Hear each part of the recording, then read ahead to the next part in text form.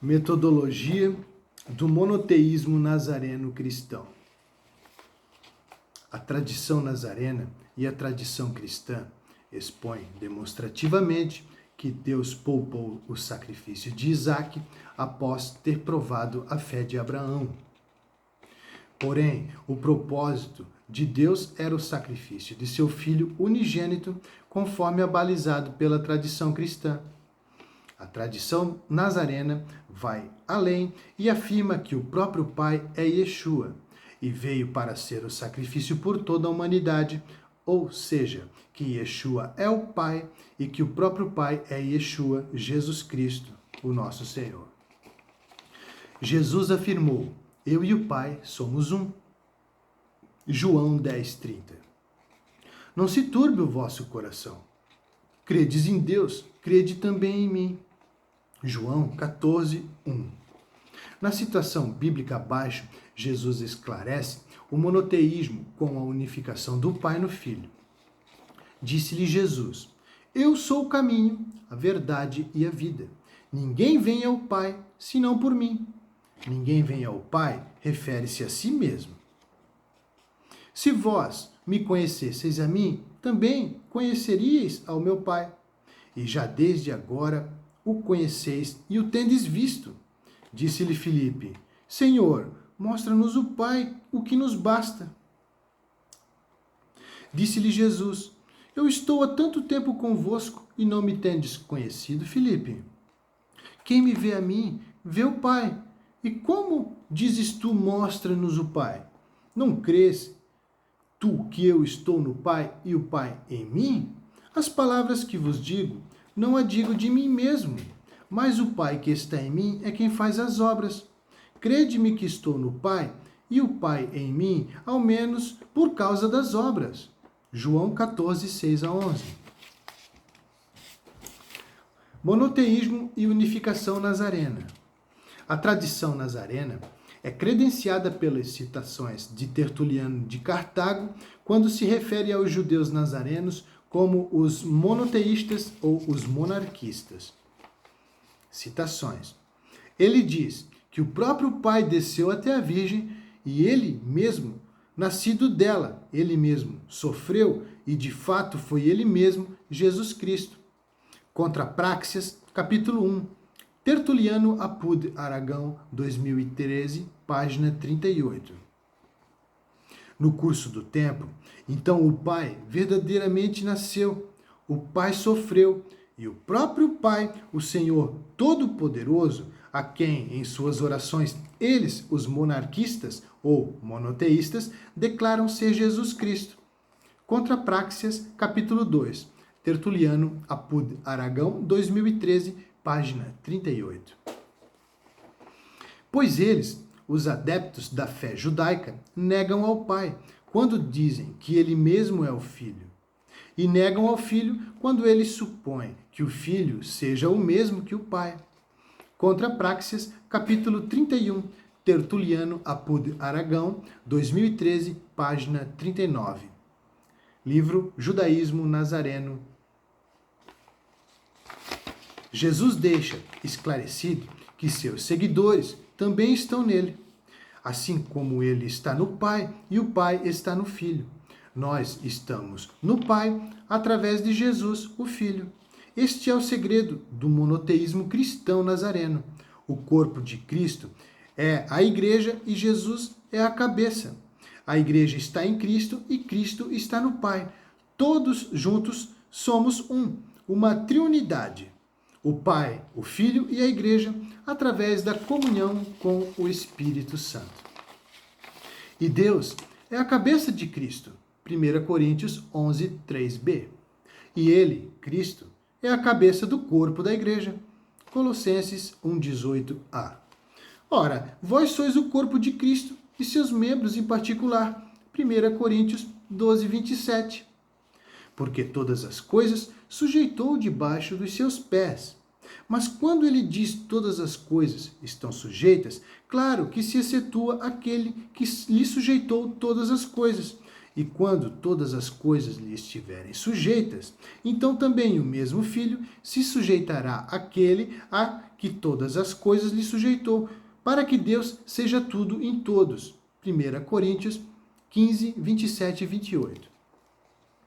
Os prosélitos da religião judaica peregrinavam em Jerusalém, principalmente o período das festas bíblicas como Pêssar, Páscoa e Shavuot, Pentecostes. A missão da religião judaica não é inclinada ao proselitismo. Os judeus acreditam que cada povo tem uma missão diferente e ensinam que a missão do povo judeu é ser uma nação inteira de sacerdotes. A religião judaica descende dos hebreus e não é uma religião missionária, e sim uma religião sacerdotal. O caráter missionário da religião judaica aparece a partir de Jesus Cristo, Yeshua HaMashiach, e seus emissários, os apóstolos.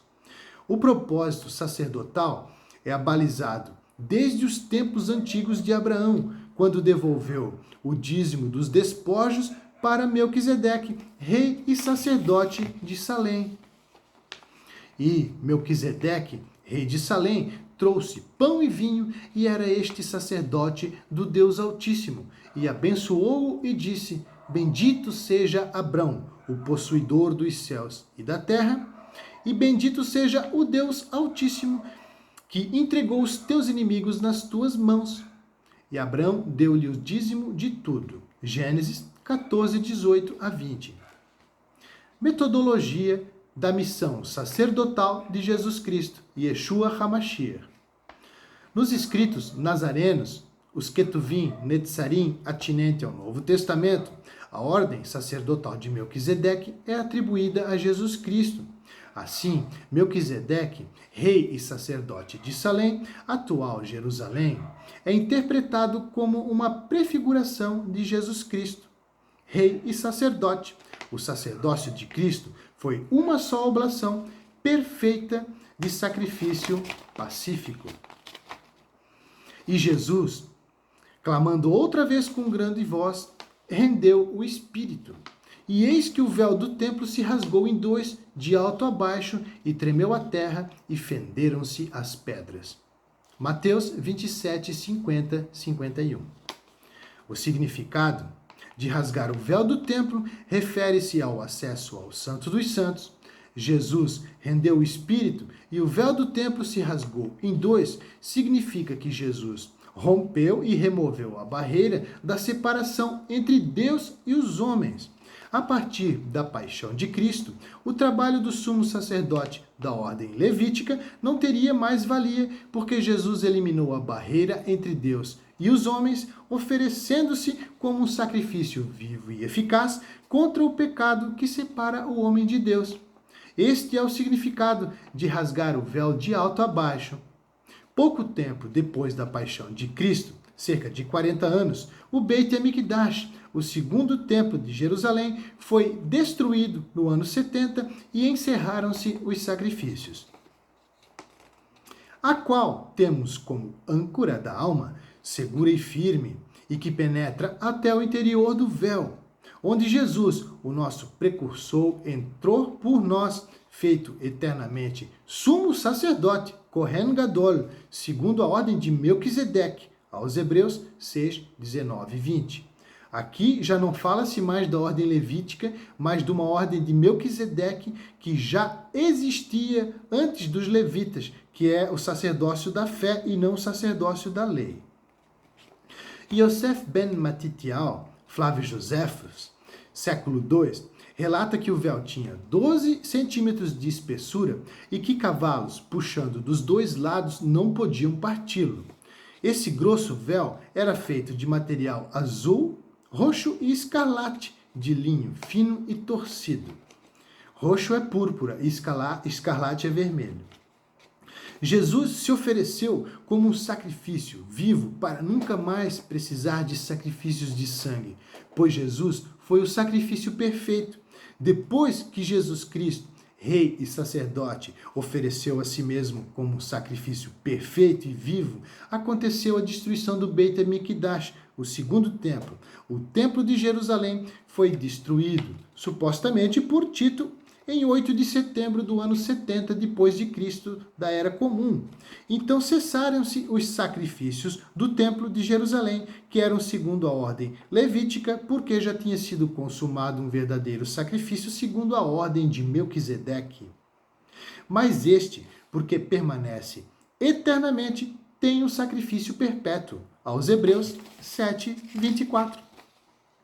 Por isso o Pai me ama, porque eu dou a minha vida como um sacrifício vivo e perfeito para tornar a tomá-la. Ninguém me tira minha vida de mim, mas eu de mim mesmo a dou. Tenho poder para dar e poder para tornar a tomá-la, e esse mandamento eu recebi de meu Pai. João 10, 17, 18. Se Jesus não tivera sido feito sacrifício naquele tempo, teria ocorrido a dispersão dos judeus e a destruição do templo. E como eu posso afirmar isso? Segue leitura. E Caifás, um deles, que era Kohen Gadol, o sumo sacerdote naquele ano, lhes disse: Vós nada sabeis, nem considerais que nos convém que um homem morra pelo povo, e que não pereça toda a nação. Ora, ele não disse isso de si mesmo, mas, sendo Kohen Gadol, sumo sacerdote naquele ano, profetizou que Jesus deveria morrer pela nação. João 14, 49 a 51. Então, Jesus ofereceu-se como um sacrifício vivo naquele momento e adiou a destruição do templo e a dispersão do povo judeu para a próxima geração. Tira o primeiro, a lei, para estabelecer o segundo, a graça. Aos Hebreus 10, 9b. Mas este, Jesus Cristo, com o juramento por aquele que disse: Jurou o Senhor e não se arrependerá. Tu és sacerdote eternamente, segundo a ordem de Melquisedeque. Aos Hebreus 7, 21. O sacerdócio levítico é relativo à lei da Torá. E os filhos de Levi recebiam dízimos de seus irmãos israelitas através da ordenação mosaica, desde Arão, que foi o primeiro Kohen Gadol, sumo sacerdote. Porém, Jesus Cristo possui o sacerdócio segundo a ordem de Melquisedeque, pois é relativa à graça, que é pela justiça oriunda da fé, e não pelas obras da lei, pois as obras da lei são relativas à halahá judaica. A halahá judaica é a herança dos fariseus que seguem o caminho da justificação através da lei e da halahá.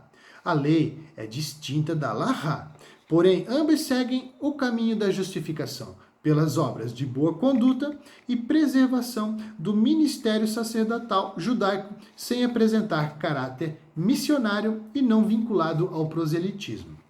O caráter do sacerdócio da justiça pela fé é expresso demonstrativamente através de Melquisedeque, que é a prefiguração do sacerdócio de Jesus Cristo. Um sacerdócio com atribuições missiológicas em desenvolvimento. Segue citação. Sem pai, sem mãe, sem genealogia, não tendo princípio de dias e nem fim de vida, mas sendo feito semelhante ao Filho de Deus, permanece sacerdote para sempre. Considerai, pois, quão grande era esse, a quem até o patriarca Abraão deu os dízimos dos despojos. E os que dentre os filhos de Levi recebem o sacerdócio, têm ordem, segundo a lei, de tomar o dízimo do povo, isto é, de seus irmãos, ainda que tenham saído dos lombos de Abraão. Mas aquele cuja genealogia não é contada entre eles, tomou dízimos de Abraão e abençoou o que tinha as promessas. Aos Hebreus 7, 3, 6. Ou seja, Melquisedeque era maior do que Abraão, e ele abençoou Abraão. E Jesus disse: Antes que Abraão existisse, eu sou. Ele referiu-se a si próprio como sendo maior do que Abraão. Há quem diga que Melquisedeque era Shem, filho de Noé, e ele tinha mais de 500 anos. A lei operou vigência até que a prefiguração de Melquisedeque se manifestasse através de Jesus Cristo, rei e sacerdote. Porquanto o Antigo Testamento manifestou a sombra das coisas futuras manifestas em Jesus Cristo, e cumpriu-se o plano de Deus pelo sacrifício vicário do Filho de Deus. Este sacrifício eliminou a necessidade dos sacrifícios da ordem levítica, que teve início e fim. Portanto, o sacrifício de Jesus Cristo foi somente um, tratando-se de uma redução fenomenológica.